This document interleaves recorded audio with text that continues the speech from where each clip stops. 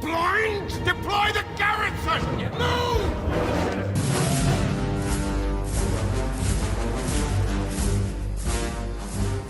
Hey, Star Wars fans, this is Ro from the ever-imperial, always sunny Scarif podcast. Recently, it's come to our attention that there's been a security leak here on Scarif Station. I call on all our Imperial agents to be vigilant and to scan the HoloNet for news and rebel rumblings. I call upon you to access the Jedi Temple Archives podcast for the latest in Star Wars news. Hey, this is Taylor Gray, Ezra Bridger from Star Wars Rebels, and you are listening to the Jedi Temple Archives podcast. Taylor Gray and Ezra Bridger say out.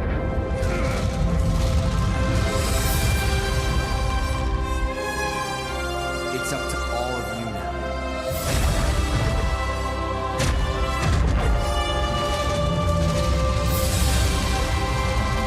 And remember, the Force will be with you, always.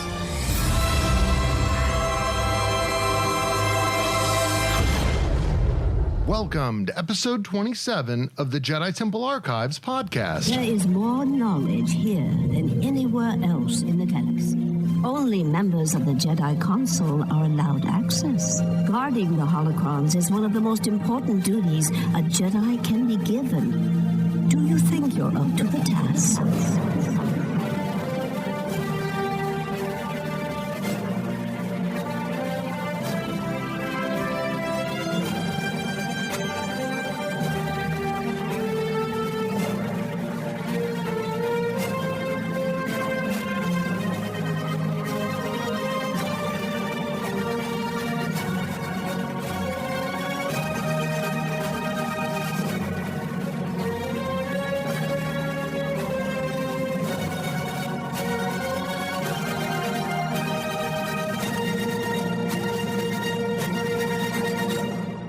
Star Wars fans, welcome to another episode of the Jedi Temple Archives podcast. I'm your host, Rob, and I am joined this week by my co-host, Tom, as well as another guest that we have named Marc Lorenzo. And Marc is actually someone who I met through the application process of the Disney Parks Moms Panel, which is a group of individuals that are very familiar with the Disney parks and kind of the process of planning a Disney vacation, and who volunteer or contract with Disney to lend their input into answering people's questions who are interested in taking a Disney vacation or getting information about the Disney parks. So Marc is very knowledgeable about the Disney parks and is also a huge Star Wars fan. So certainly something that we have in common there. And gentlemen, thank you both for joining me this week. Thanks. It's good to be here. Always a pleasure being on the Jedi Temple Archives podcast, Rob. I'm telling you, Tom, we got to work on some variety there.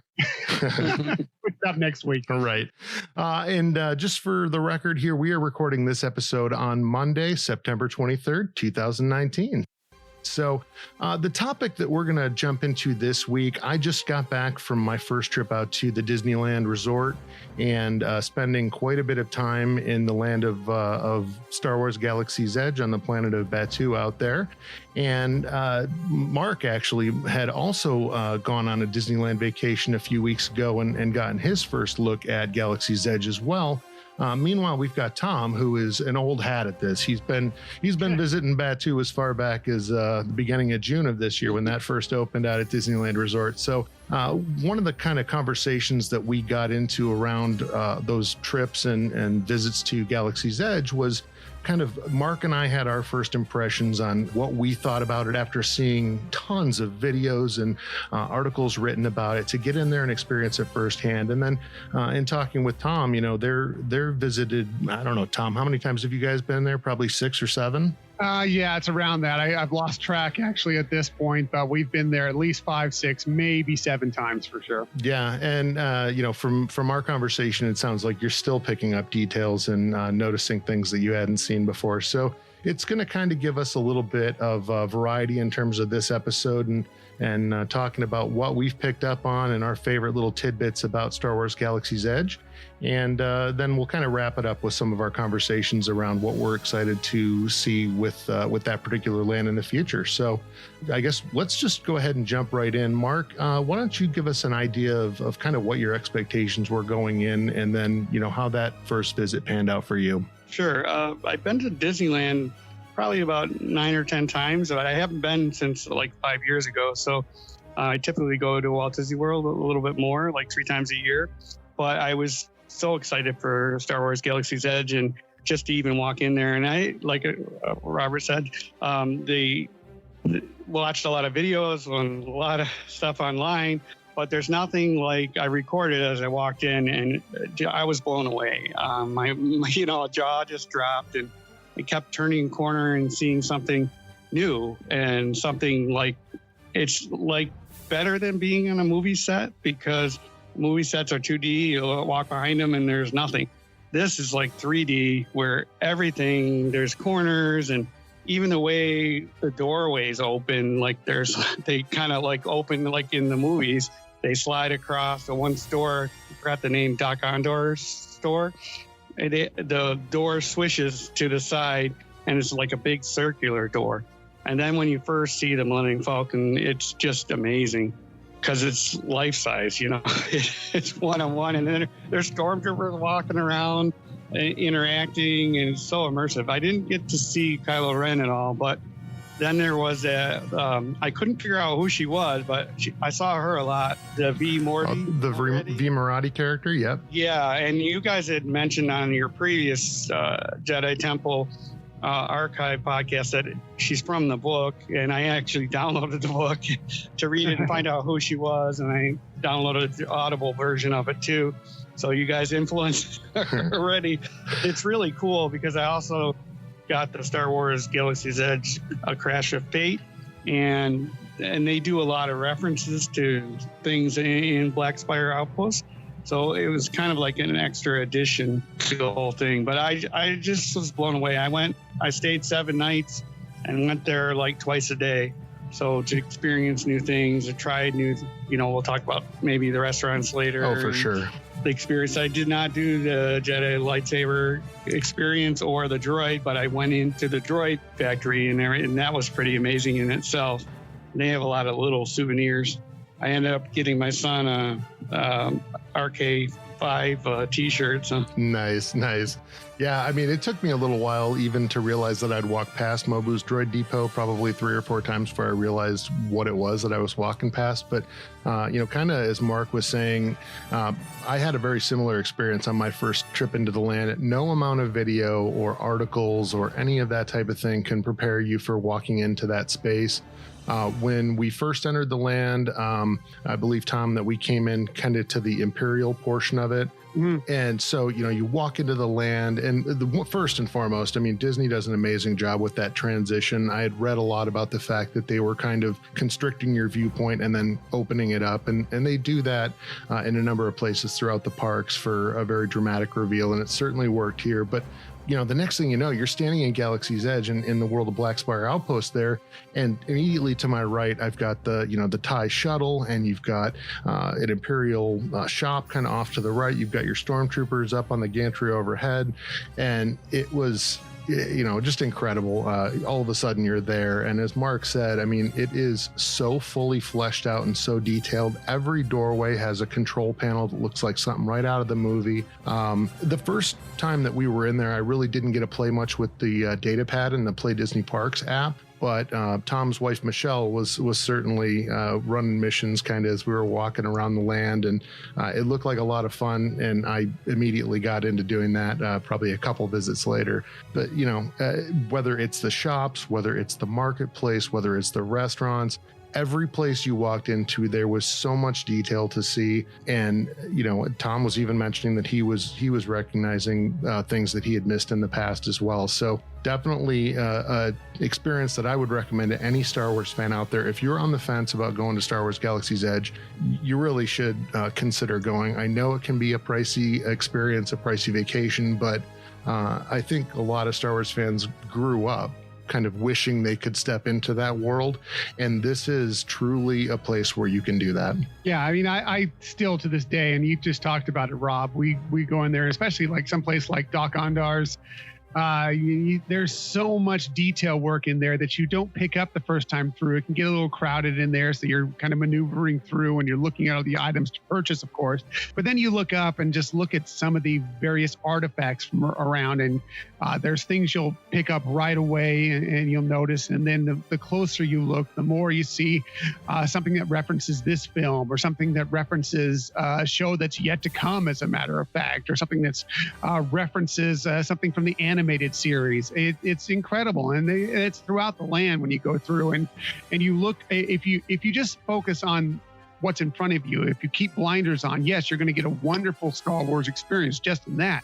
But every once in a while, when you look up or you look down, and you just notice some of the little detail work that they did within this land to make it look lived in, to make it look like it's thousands of years old. It's really, really incredible what Disney pulled off here. Yeah, and There's blaster marks on the walls and everything. Right. And actually, those blaster marks, as Mark was referencing earlier, there are a number of books that are making reference to Galaxy's Edge now, and kind of setting scenes in the planet, on the planet of Batuu and Black Spire Outpost. And in the Thrawn trilogy, there was a scene where there was a battle that took place in Noga's Cantina, and there are blaster marks on the wall that correspond to that particular battle. So again, things you're reading about, and then you can go into this land and actually see them for yourself. I have not read the Crash of Fate book that Mark was talking about yet. It's definitely on my list of things to do, but I was talking with someone just the other day about the fact that one of the things they like about the podcast is it kind of opens their eyes to some of this fine-grained detail that maybe people who are primarily fans of the movies have not been exposed to. And as you learn about these things, it really does kind of flesh out your appreciation for how detailed the Star Wars universe is. And that's really what we wanted to do. I don't want people to feel like you have to be a super fan to read every book or every comic book. If we can point out some things that are going to add to your enjoyment of any of the Star Wars related content that we talk to, then I feel like we're kind of doing our job. And interestingly enough, Tom, to your point, I actually have a coworker who, her and her husband had just gone down to Disney World Resort, and both of them had their parents with them on this trip, and they had decided to go into Galaxy's Edge. They had a dinner reservation for a little bit later in the evening, and they assumed they weren't going to have a very long trip in there because neither of their parents were huge Star Wars fans. And they got in there, and she said her mother took probably 50 photos that she was posting to social media, and they were just wandering around in awe of how detailed that particular land was. And they ended up having to push their dining reservation back, which I thought was, I'm like, hey, these sound like pretty good people to me. So and honestly, I mean, I could see having to cancel a dinner reservation. There are so many things to look at in there. And that's before you even start interacting with any of the characters that are walking around in the land. The stormtroopers patrolling are always stopping and talking to people. And my understanding is that, even with Rey or Kylo Ren, they're regularly stopping and interacting with the guests, which is, I'm not like a huge fan of Disney Streetmosphere in general, but this is the kind of interaction with guests that really makes this land feel so authentic. And can I mention like two more things that I just So like I saw Rey, but I was taking pictures of like the walls, control panels, and it looked like trash cans, and people probably thought I was weird, but it was just so Star Wars. Right. And the detail was like so crazy because people were wondering what's he doing taking a picture of a wall, right? Or blaster marks or whatever. Yep. And the other thing is every day I did the rope drop, so I learned a couple things. Some ways that I showed up like an hour early to get through the ticket booths. Usually between a half an hour and 15 minutes, they start letting people into their central hub type thing, and you wait either at Frontierland or Adventureland. Right. I found out the Adventureland is actually a little bit faster because you have to go down by the Rivers of America, by where Fantasmic is. So they walk you in on the only up one entrance, at least in my experience, and it's quite far away. It's all the way at the back of the park. Right. I did make the mistake of the first day going into Toontown. I knew I shouldn't have done that because on the map it looks like, and I've known from my previous trips that there's no exit. Right. Yeah, it's a cul-de-sac for sure. So I made that mistake the first day, and I just chalked it up. But anyways, so it kind of spreads the crowd out as they walk back, and they say no running, whatever. But if you walk by New Orleans, and the Haunted Mansion, and then through Critter Country, and finally they take you in that other entrance, which Robert said by the TIE Fighter and through the Imperial Zone, right, so to speak. And then they kind of get you to the left side to line up for a Smuggler's Run. But usually I didn't wait more than 10, 15 minutes, if you're first a couple hundred in there. So that was kind of cool. Yeah, and I think probably, we've talked a little bit about our first impressions, and I think we should go ahead and dive into some of the attractions and our experiences there. Now, certainly there's two. One of the things I did notice too, like a couple of days on the way in, Chewie was fixing at the X-Wing fighter. Walked past. I did not see that. On that X-Wing fighter, Ray and Chewie seem to be up there very often. That X-Wing has its problems because they're up there fixing that thing all the time. See, I haven't seen the X-Wing repairs yet. I will say that I did have a lot of fun over in that area in the Resistance portion of the land where they've got the X-Wing fighter and the A-Wing sitting there, because those are both items that when you pull up your data pad, you can hack them. And when you hack them, they actually will they'll run through their startup sequences. So they're both pretty cool. The X-Wing is a little bit more cool because you actually get steam coming out of some of the engines. And I would wait till people were getting their pictures taken, and then I'd hack it. And all of a sudden, the X-Wing starts coming to life behind them, and they're spinning around. What's going on? So, that's the kind of stuff, that interactive, immersive type of activities that they provide. The one thing about Galaxy's Edge right now is that it's intended to have the two attractions. It's going to have Smuggler's Run, which is already up and running, and then the Rise of the Resistance attraction, which is coming in December for the Walt Disney World version, and then in early January of 2020 for Disneyland. And I think that the land certainly needs to have both attractions to really be fully operational. But I would say that with what they have implemented with that data pad and the fact that you can, snipe transmissions off the transmitters around the outpost, and you can hack all the doors, and the X-Wing, the TIE Fighter, I believe you can hack as well and pull schematics. So. And then you can translate the various Aurebesh that you see around the land, which is going to be fun for a lot of kids and adults alike, really. And even in the queue for Smuggler's Run, I know, Mark, you said that you didn't have to wait very long, but when we were there, I want to say the typical wait was between a half hour and 45 minutes. And it never felt that long because you can do various tasks in the data pad the entire time you're in the queue, which made it just feel like it breezed right by. Plus, you got these amazing views that you don't get anyplace else but in that queue of the Millennium Falcon that's outside, and all the detail work that they put into that as well. So, I mean, just looking at some of that stuff, and then there are some other things throughout the queue that are going on as you're in there. Whether you're playing the Play Disney app or not, it's really an enjoyable queue, and I've never found it. Whether we waited as long as it was listed as, or whether it was much shorter, it definitely felt shorter to me. Yeah, and I guess in all fairness, I mean, I really should consider that the Savi's Lightsaber Workshop and the Mobu's Droid Depot are really attractions in their own right. They're just not free attractions with the land. So Mark Orga's Cantina is an attraction too. Absolutely. That is an excellent point, and certainly not a free one. Although you can, you can make it less or more expensive depending on what kind of things you order in there. I know I've had a couple of people complain about the drink prices, but honestly, any amusement park alcoholic beverage is going to be pricey.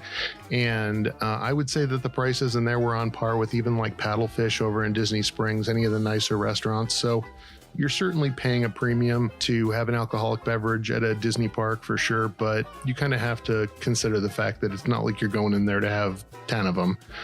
There is a 2-drink maximum in Oga's Cantina, and it's really worth it if you want to go in there and just soak up that atmosphere. And that's really what you're paying a lot for there. The price, I don't find that, are the drinks pricey? Yes, but I actually have found them mostly to be very delicious, and I also find that you're paying a few bucks more, but you're paying for the atmosphere that you're getting to soak in when you're in Oga's Cantina. Well, and they're themed. And where else can you get a drink that numbs your lips for 30 minutes? Right.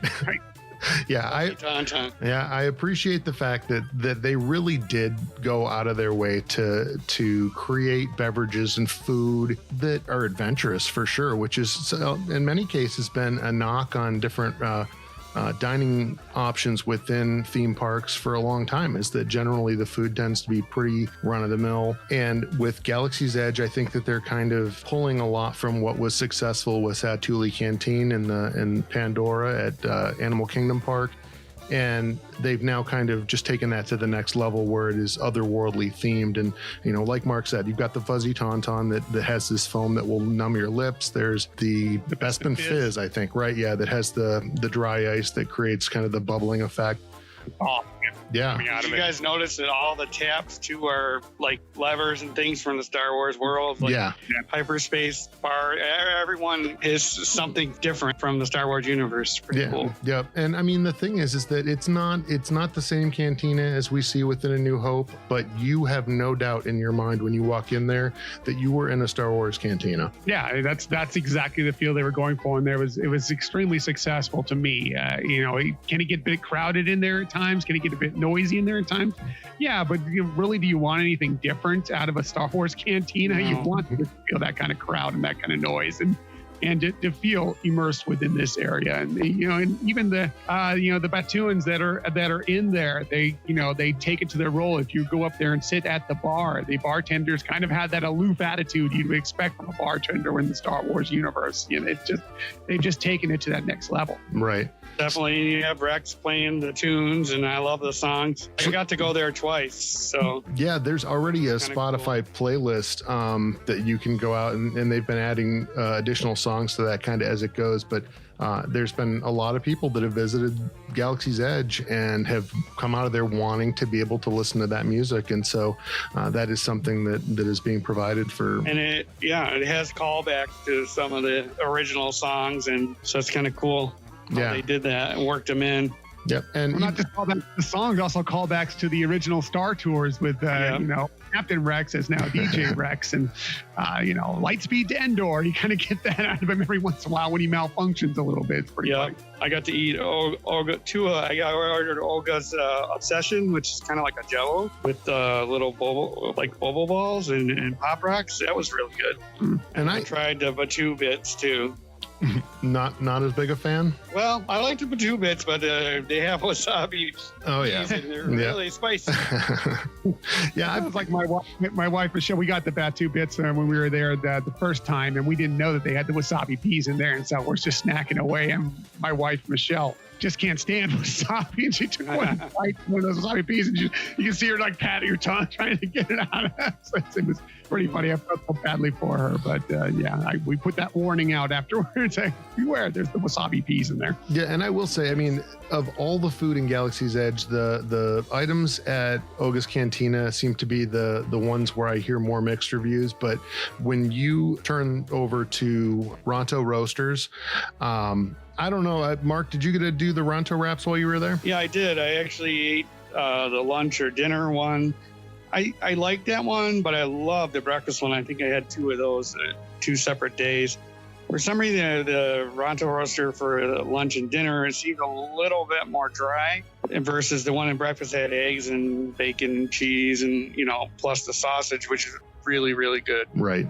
Yeah, and the price is really good. I wonder if they made some changes in the time that between when you were there and when we were there, because we didn't have any issues. We only had done the evening one, the sausage with the pork and the slaw and like the peppercorn dressing, and we didn't have any issues with ours being dry. So they may have addressed that issue, but I did not get to try the breakfast version. I will say that you have to try. Oh, yeah, like eggs and bacon, cheese and sausage. Yeah, I definitely need to do that. We did not get to eat at Docking Bay 7 Food and Cargo, although I know Tom and Michelle have done that on a number of occasions. And it sounds like you did that. Yeah. So why don't you tell me what your thoughts were about that and what you tried out? I forgot the name of it, but it was kind of like flank, like a flank steak or like a braised. It was pretty tender. The braised shack roast, yeah. Yeah. That's one of my favorites. We've had that a couple times. I love that. And I can't remember that. I should have taken a picture of I usually take pictures of the menus so I can remember later. But right. One of the desserts I had, it was similar to what you get in Pandora, World of Avatar. They had the Oi Oi Puff. I think it was that one. Yeah, most likely. Because they have a chocolate one too, right. But I just had the berry, whatever, cheesecake one. It was very good. Again. I like the inside of that because it's all themed and you're sitting on like these barrels. Yeah. some of the seats are these kind of, I don't know what kind of barrels they are, but they look like Star Wars. Right. And now you can claim to be, now you're a barrel rider, right? So you've got a nice callback to The Hobbit as well. Yep. Also fun because the food is kind of delivered on a conveyor belt system up to the servers up front as they bring it forward to you. So that's kind of an interesting way for it to be delivered to them, and kind of very Star Wars in many regards. It almost looks like it's coming out of some food system or whatever. But yeah, we've had a couple of dishes there. We've had the shack roast, which I enjoy, and we actually had that's what I had. Yeah, and we've also had the Ithorian garden loaf, which is kind of a plant-based meatloaf dish with they call it a veggie mash or something like that, but it's basically mashed potatoes, and that's also extremely good.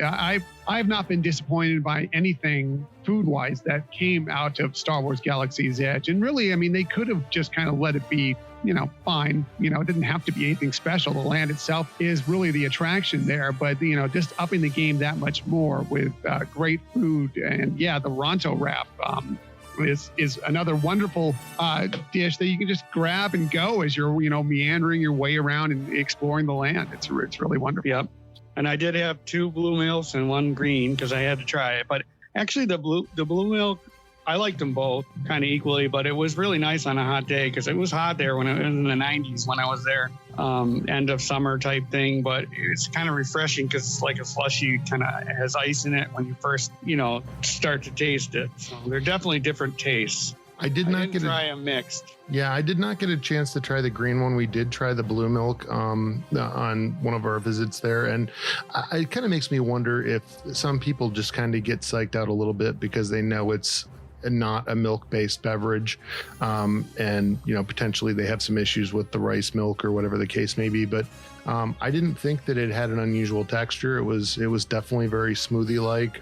It had a nice fruity flavor to it, and it was much better than I was expecting. I'd seen some reports about it where people were kind of making it sound like it was awful, and that was not my experience with it at all. And Orga's serves it too, Orga's Cantina, but they have a cookie on the top. Right, and theirs is less of a frozen version. It's more of a milk consistency. Yeah. Yeah, when my wife Michelle and I went, we got it, and Michelle was kind of with it, but I enjoyed it very much. I like the blue milk. We haven't tried the green milk yet, but I'm looking forward to trying that possibly when we get to Walt Disney World here in December. Hopefully being there for it's more of a citrus taste. Yeah. Okay. Yeah. And the other thing, just for any of our listeners that are unfamiliar with the differences in terms of the blue and green milk between Disneyland Resort and what is going to be implemented at Walt Disney World Resort, is that at Walt Disney World Resort, they do have just the plain versions of both the blue and green milk, but they also have alcoholic versions of those. And I believe the blue milk comes with a rum and the green milk comes with a tequila.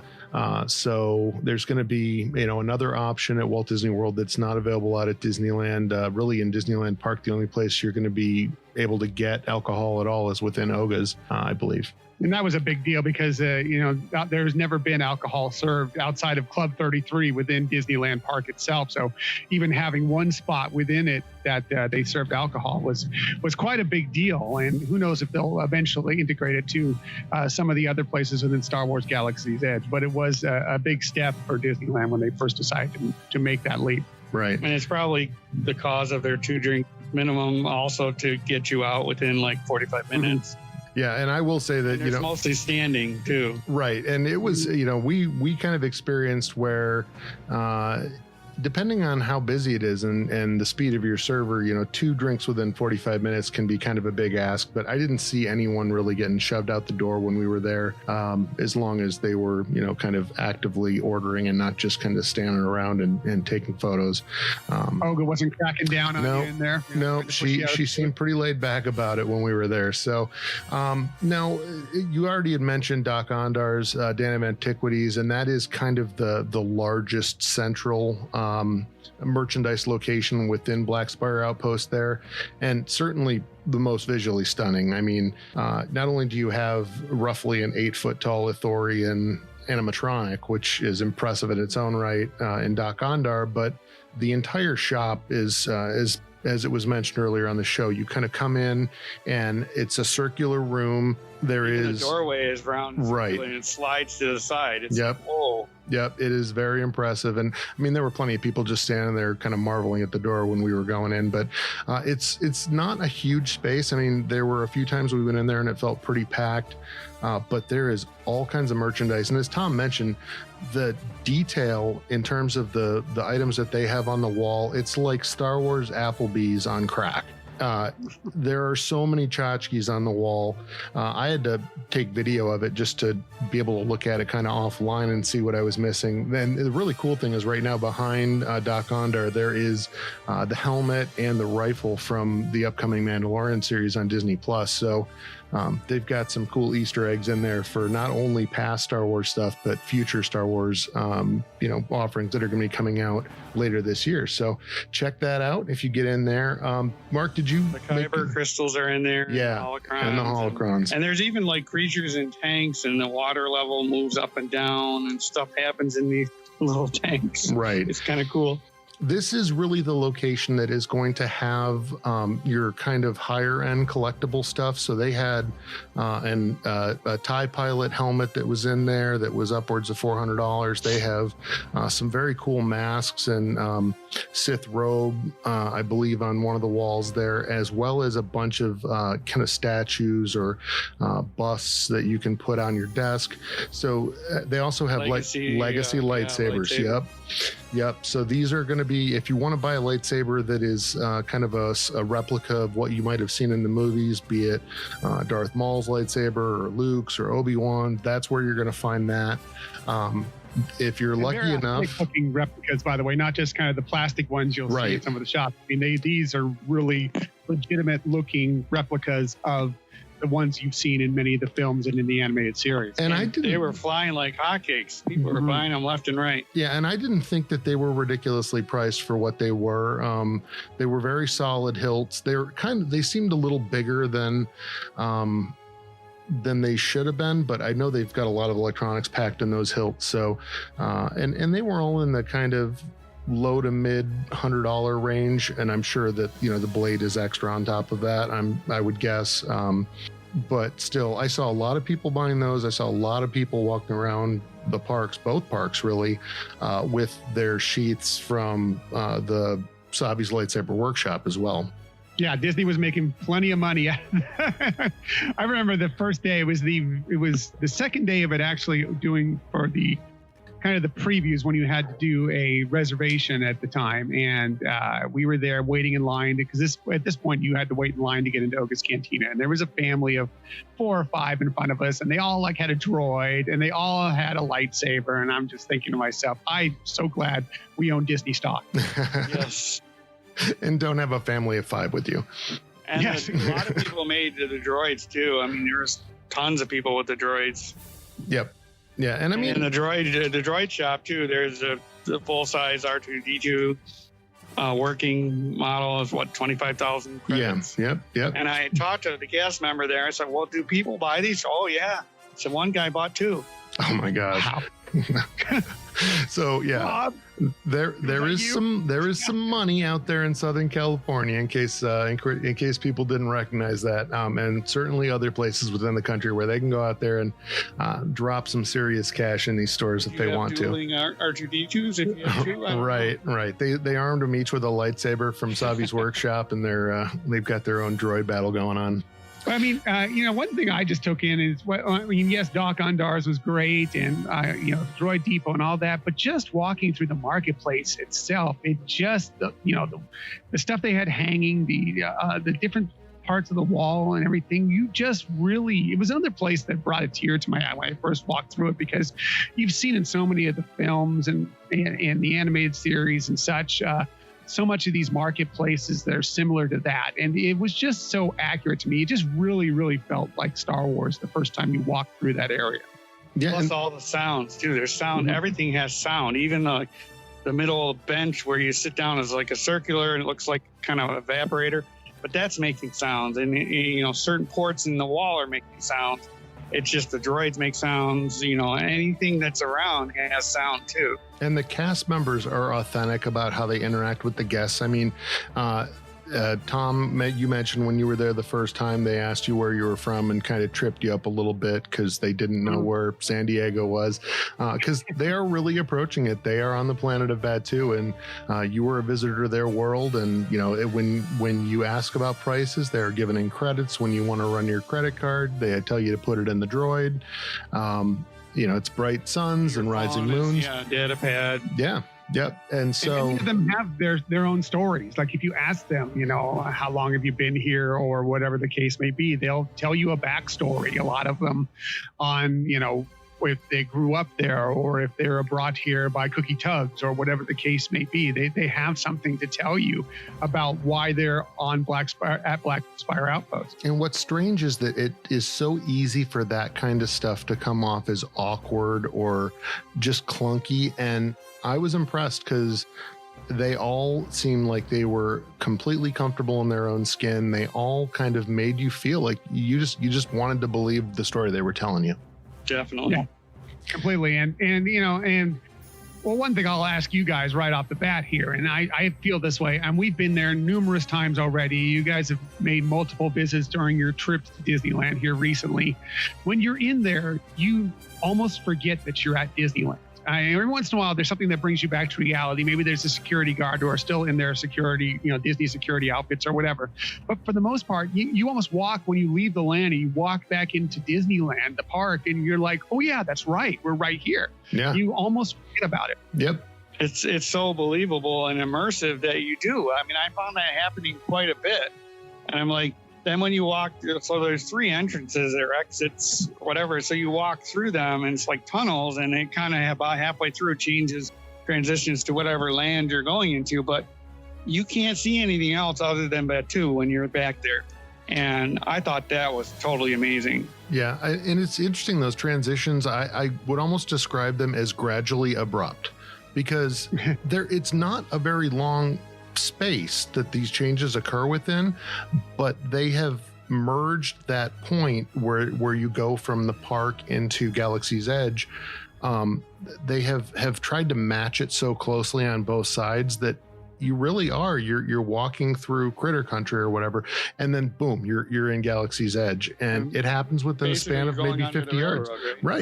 Right. And again, you know, as you mentioned, you know, one of those entrances is kind of underneath where the railroad runs. And when you're riding the Disney Railroad, you don't see anything about Galaxy's Edge. You're facing the other direction. But, you know, coming out, you know that trestle that you're walking under is where the train runs. Another thing I found that Disneyland in particular, I haven't been to the Walt Disney World version yet, but Disneyland's done in particular is when you're there, you know, when you're going into and fro the parks, you will see a lot of the cast members when they get off duty or coming on duty, and they're kind of cruising to their different spots. They're there, and I know it's something that Walt wouldn't have been thrilled about, but it's just kind of the way the situation is. But the one thing I've never seen outside of Star Wars Galaxy's Edge, outside of Black Spire Outpost, is any of those inhabitants anywhere else in the park. They've kept that really close to the vest, tight, you know, trying to even make it that much more that you only experience this when you're actually in Black Spire Outpost. Yeah, I agree. I didn't see him anywhere else outside of Star Wars Galaxy's Edge. And interestingly enough, I mean, I thought that, you know, we had made some comments back when the original cast member outfits for Galaxy's Edge were released. And I thought that they looked very cool and very authentic. But seeing the cast members actually wearing them, again, they are very comfortable in garb that is not what we're used to wearing, I guess. And so that does kind of add that extra layer. You don't feel like you're interacting with cast members. You feel like you're interacting with just citizens of Black Spire Outpost. And I love that so many of them have even bought into it even more. Like they do their hair certain ways that look like it'd be something that Rey would wear, right, or Princess Leia would wear, you know, something along those lines. And I find it, you know, it just takes it to, again, it just takes things to another level. It pluses things for sure. No, definitely. I noticed even the higher ups, like the cast members who are like managers, stuff like that, they had their hair in Rey's hair, and they had like a tunic on, and so they didn't have like fancy clothes on, which is awesome. Right. Yeah. It's clearly going all the way to the top, and they're all totally embracing it. Now, we talked a little bit about the marketplace, and that area is certainly visually stunning. Mark, what was your interaction within the marketplace? I mean, did you do some shopping while you were in there and visit all the shops? A little bit. I got a Millennium Falcon that kind of had the Black Spire buildings around it. It was kind of like a little showpiece. So I try to, each trip have something that helps me remember the trip. And Millennium Falcon is my favorite ship beside the X-Wing. Yeah. So, and I think we're saving the best for last, but we'll talk about that in a minute. For sure.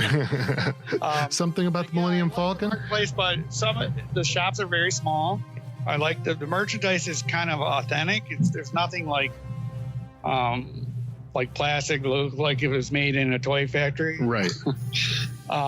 So it's different merchandise than I've ever seen type of merchandise. So that way is refreshing, but the shops are very small.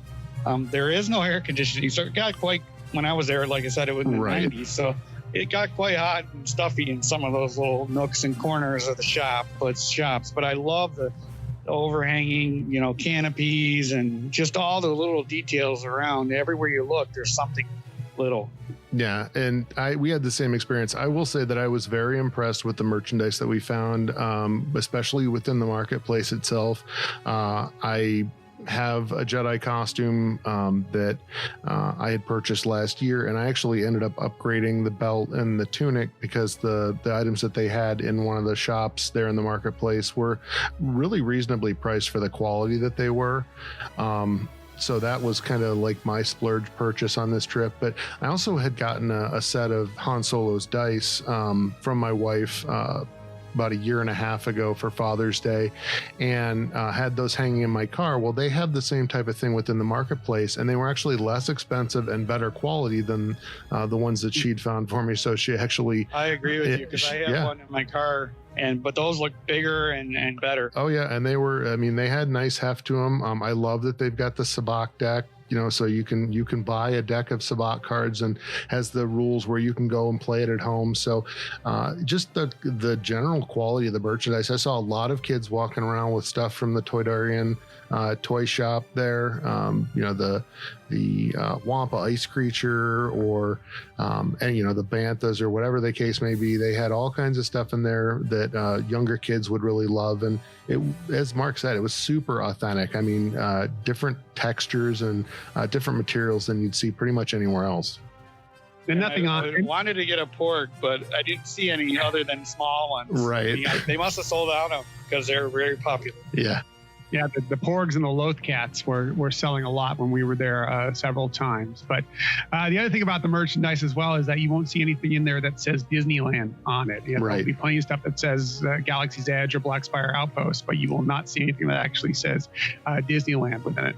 Yeah. The only thing I got was kind of a guilty little pleasure is they have Star Wars Galaxy's Edge bags, like reusable bags. So I had to get one of those. Yep, I got one of those as well with one of the purchases that we made. Actually, interestingly enough, out there at Disneyland Resort, one of the great items that you can get is the Spira gift card, and it is actually like a Batuuan coin that is also a gift card. And Tom had been kind enough to get me one of those when he was out there when the land had first opened. But I was kind of thinking we were going to make some purchases anyway. I'm like, well, if we're going to make purchases, then I may as well just get another one. And we couldn't find them anywhere. We asked around. They said that they were sold out and they weren't going to get them back in stock.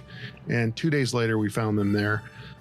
So I'm not sure whether they're running unlimited quantities or whether they were reordering, and the cast members that we were dealing with didn't know that. But they are a great little way to take a piece of Black Spire Outpost home with you. And again, it's $100 gift card. It costs $100 to buy. You can turn around and spend it on other merchandise you want to buy, and go home with this really nice hefty coin it's a really cool take home item.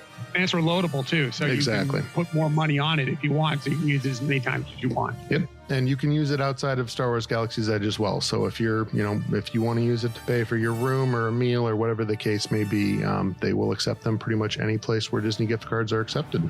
All right, so that should wrap it up for the merchandise portion. Now, I think what we'll do now is I sense that Mark was getting ready to talk a little bit about the Millennium Falcon Smuggler's Run attraction, and that is certainly the last piece that we can talk about directly. As we both said, we did not do the lightsaber or the droid building experiences.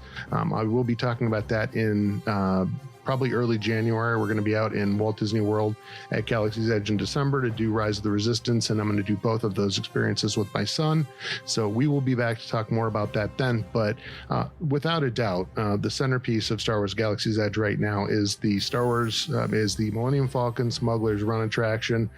It is a huge building. It's got the life-size Falcon parked out front, and essentially the backstory is that Hondo Ohnaka has worked out a deal with Chewbacca where, in exchange for use of the Millennium Falcon to run some transport missions, quote unquote, that Hondo Ohnaka is going to provide Chewbacca with the materials he needs to repair the Falcon. So this particular attraction, there's a great pre-show with an amazing animatronic Hondo Ohnaka, and then you are grouped up in groups of 6, 2 pilots, 2 gunners, and 2 engineers, and escorted to the hold and then the Falcon cockpit to run this smuggling mission.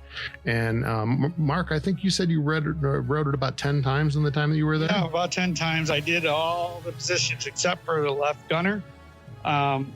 Typically, I did a standby line except first thing in the morning, right? Just to save time. And there's actually like 2 standby ways you can go up. People don't know that there's like 2 staircases.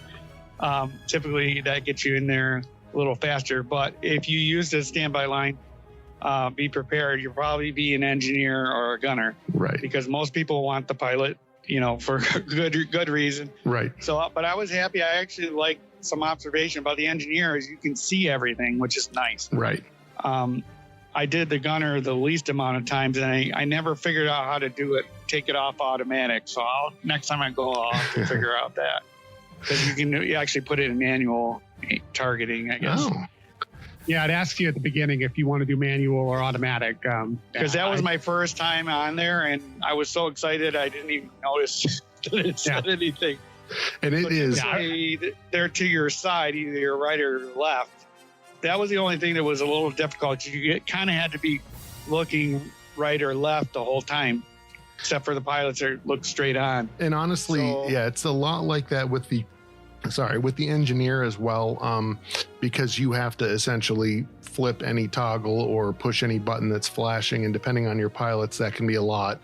Yes. Where it will distract your view away from the main viewport. So certainly with a pilot, you're going to be able to see the most and kind of soak up the majority of the ride. Or, again, there were people on some of the rides that we went on that were a little bit checked out in terms of doing their given role, and we're just kind of watching, which I can totally believe it. Or can't blame them for it. You can do that. It will automatically do things for you. You won't get as good of a score. Right. But I think my favorite is, and most people say, is the right pilot, just because you do up and down, and then the hyperspace jump, and the left pilot does left and right. So, but you got to really work together. And some of the missions, people were really good pilots, and others, oh boy. Right. And don't forget, left pilot is also the brakes. Yes. Which can be another great way to damage the Falcon if you don't know that. It also bears noting that if you're the right pilot, forward is it's kind of a lot of people didn't understand that. Right. Yeah, it's kind of it's the opposite of what you would expect, and we had people that kept running into things and they didn't understand why. So, and then when you actually exit it, you see, damaged things flash, and there are certain phrases that they say how bad it's damaged. And there's one we got off, and pretty much they said they had to, basically trash the ship. Right. And again, so you're done really not so well. Right. And the cool thing about it is that the hallway that you exit into is customized based on how well you perform on the mission. So if you kind of get out of there with minimal scratches to the ship, you're in a pretty pristine hallway, and it can, they have a few different versions of that. So like maybe one of the lights is flashing. Yeah. Whatever. Yep. Yeah, but we've had others where there were panels missing and just all kinds of insulation coming out and sparks everywhere. So, sometimes it can be a plus to have a pilot that maybe isn't quite as skilled, because you get to see a little bit of that, alternate exit to the cockpit. Plus, you also get a couple other things. If you're left-handed, it might be better to sit on the left. True. It might be easier. And there are people that will trade. I mean, once you've given your role in the ship, it is, I guess, commonly acceptable that you can say, is anyone willing to trade me for, left gunner or whatever the case may be. You'll have varying amounts of success. Some people don't really care. They just want to ride the attraction. Other people are, I got pilot and I want to be pilot. So, let's let it be at that. But and usually the first two people that, when out of the 6, get the pilots and then the gunners and then the engineers. So that's why I was saying single rider line, pretty much get engineer. Right. And unless you switch. Just like anything else, any other attraction at Disneyland or Walt Disney World, you can also ask if you were giving a position that you didn't want necessarily. If you say, I really want to be pilot, you can wait around and go with the next team and be the pilot. Not if you're a single rider, obviously, but if you are, there with a group of 2, a group of 4, whatever the case may be, you can ask for what position you'd like to be in. Right. I do remember that the first ride that we had on the Falcon was with Tom and Michelle, and my wife and I were there, and the cast member clearly didn't want to deal with juggling around who was going to be what. So he just handed all 6 roles to Tom's wife, Michelle, and she doled them out accordingly. So different cast members kind of approach it differently. I thought that was kind of funny.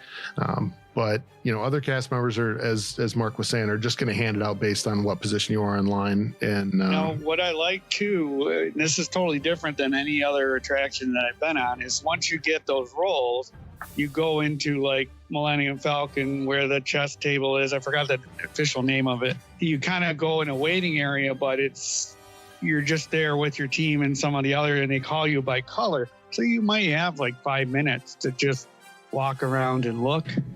Yeah, which is a totally different, unique queuing system than they've ever done before that I can recall. Right, and there are times I was wondering how people got pictures with, how they had time, and there wasn't like 50,000 people trying to cram in there. Right, yeah, and they do limit the number of flight groups that are within that hold area of the Falcon.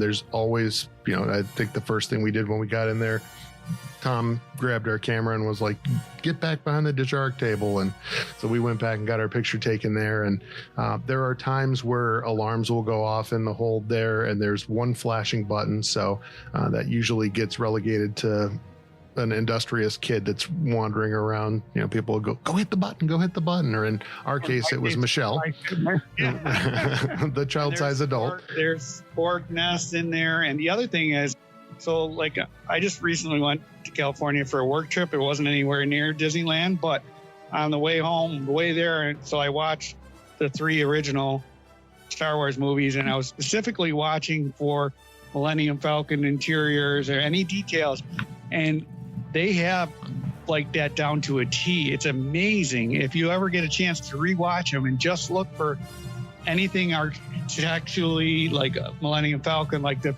Baccarat table, or there's even a control panel. They replicated it exactly, even the cockpit, and it's amazing. Yeah, it's very impressive. And again, this is why I say, you may not be a huge theme park person, but if you love Star Wars and you have any interest in going to see Galaxy's Edge, I would strongly encourage it. I mean, you could spend a huge chunk of your trip in that land and still be finding things, before it's time to go home. So, and there's just something about being in that space that is really special. So, I'm hopeful that it is something that they continue with. There's been some rumors that it's something they may even choose to expand on. I think it's probably premature to say whether that's going to happen or not. I think there's space considerations at both parks, but certainly with the Galactic Star Cruiser Hotel that's going to be coming to Walt Disney World, or the Halcyon, depending on how you've heard it mentioned, where that's going to be kind of a multi-day interactive themed Star Wars experience for guests. I think that is going to be incredible to see how that pans out. I'm super excited to see the details when they start releasing more of that information. And before that even comes to fruition, we're going to have Rise of the Resistance opening, as I said, at Walt Disney World in December and out in Disneyland in January of 2020. So that attraction, Tom, I think you were even having lunch with an Imagineer, and they said that was going to be really the crown jewel of that particular land. Yeah, we did have lunch with an Imagineer at Walt Disney World, and it was one of the Imagineers who was working on Star Wars Galaxy's Edge at the time, right there at the Walt Disney World Resort, which hadn't opened at that point. And he was saying, look, everything in Star Wars Galaxy's Edge is going to blow you away. We were able to tell him, this was right after we went to the first visit in Disneyland. And we were, tell him what a great job they did. And he's like, just wait. When Rise of the Resistance opens, it's going to blow your mind. It's that good. And, just some of the footage we saw at the D23 Expo just a couple weeks ago, every time I see another little glimpse of this attraction, it does. It looks like it's going to blow us away. I'm so excited to actually get to experience it coming up here in December. So I had a quick question for you guys. Have you ridden Millennium Falcon Smuggler's Run at different times of the day and night? I have mainly ridden it kind of late morning, early afternoon. I don't think we rode it at night at all. It was getting to be evening one time that we rode it, but not at nighttime, no. Yeah, I've never done it at night, but I have heard you need to do it at night because it actually changes. It's the same, experience, but it's dark. So I didn't ride it at night till the last night. I'm like, oh my goodness, it was dusk in the game because it was dusk, in the ride attraction because it was dusk outside. Yeah, that makes total sense. I hadn't. The later it got. So yeah, it was almost like a little bit different experience. Yeah, I hadn't even considered that. Every run is not exactly the same. Like sometimes we would have to shoot asteroids depending on timing. Sometimes we'd have to shoot TIE fighters in the asteroids. Sometimes we would kind of skip over the asteroids, and there was like 2 different landing zones. So they vary it a little bit. Yeah, and that's good to know. I think I rode it 4 times, and it was pretty similar for the most part. But the times that we were doing Engineer, I was pretty preoccupied hitting buttons and flipping switches. Yep. And you can hit multiple buttons at the same time. Right. I discovered that. Right.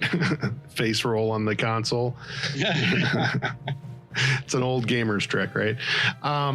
Yeah, so I guess we'll finish up with what are you guys looking forward to in the land within the next few months, and what are your thoughts kind of on the future of interactive Star Wars within the Disney parks?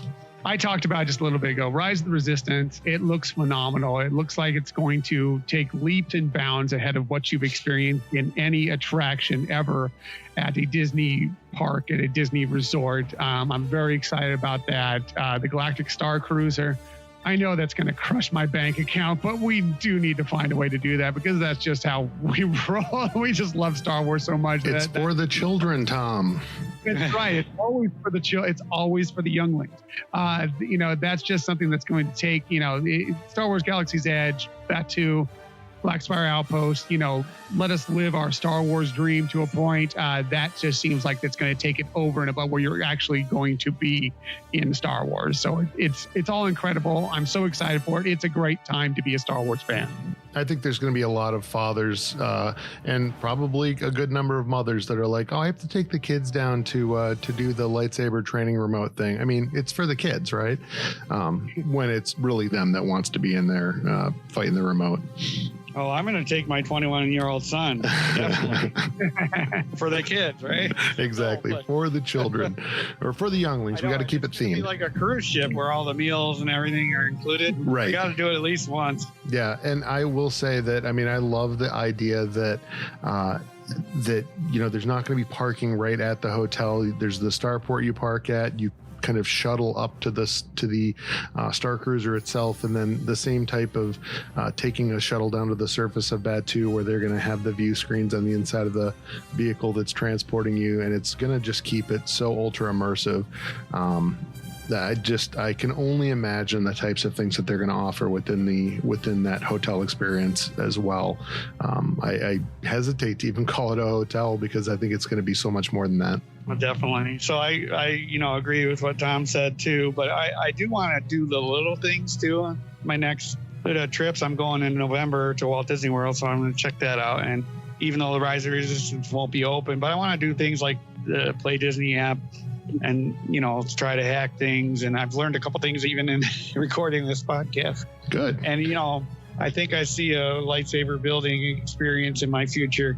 Maybe not the droid one, because I don't want a giant paperweight, but they're pretty cool. Right. But to explore more of the land, try more of the food, different dishes, things like that, and just hang around and get some of the interactive stuff that happens throughout the day. That's kind of cool. Like I was watching the Vi Moradi, the spy. Yeah. Like she's got like purple hair, but at one point she was walking by like real quiet and like hiding around corners, and then some stormtroopers are coming, so she hid behind these like water tanks and like telling people not to tell them where she was, and it was so interactive. And then she tries to recruit resistance fighters and spies throughout the day. It's like, wow, that's pretty cool. The interesting thing about that datapad app is that depending on the jobs that you take, you can gain allegiance with either the First Order or the Resistance, or you can stay neutral.